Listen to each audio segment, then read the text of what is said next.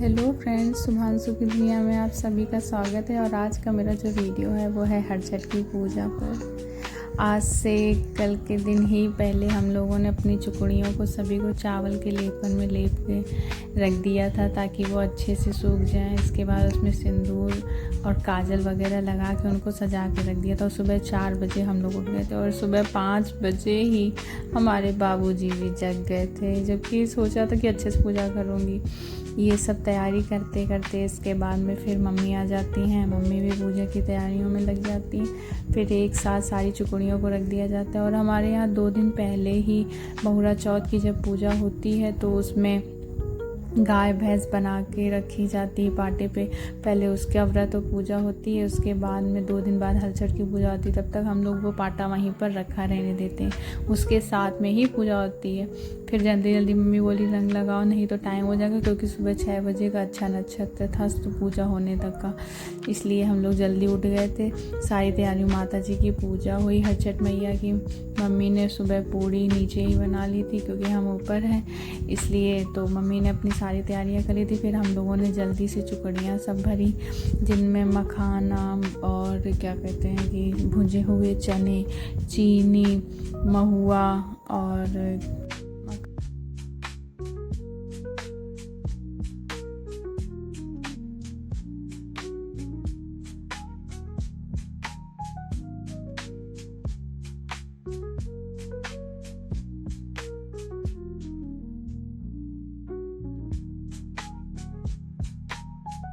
मखाने वगैरह भरे जाते हैं, किशमिश वगैरह, चीनी, भुने हुए चने, ये सारी चीज़ें भरी जाती हैं। और जल्दी जल्दी हम लोग भर रहे थे ताकि टाइम से पूजा कर सकें। और हमारे यहाँ जब भी बाबू होता है या नई शादी होती है तो उसके बाद खुरताल होता है जिसमें चीनी की चुकड़ियाँ भरी जाती हैं, वो भी हुआ था।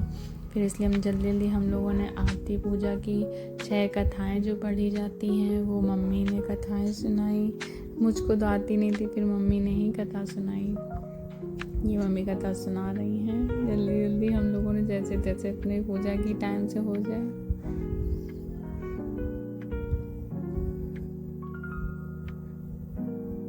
फिर यहाँ पर हम लोग वो पेड़ के रखा जाता है जहाँ वहाँ बुआ ये बना रही हैं। और जब हम लोग वो दही और महुआ इसमें डाल के खाते हैं, पत्ते 6 तोड़ के उसी में महुआ रख के बोला जाता है और कहा जाता है का खा रही, तो बोलते हैं लुरझुरियाँ।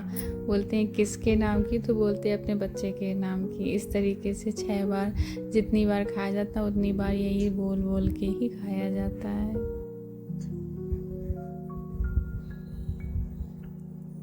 और जो ये लंबी लंबी इनमें घास होती है, इनमें गांठी बांधी जाती है उल्टे हाथ से, जितनी भी बांध सकें।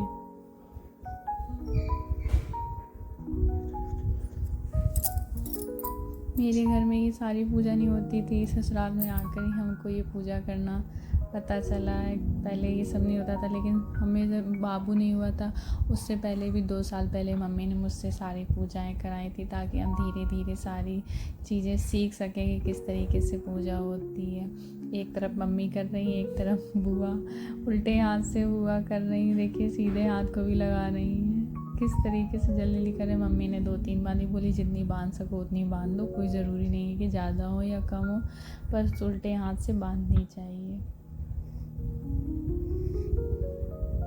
इस तरीके हमारी हर छठ की पूजा होती है। और सुबह ही तिवारी जी को जल्दी से जाना था तो हम लोग और भी जल्दी सारी पूजा कर रहे थे कि जल्दी से हो सके।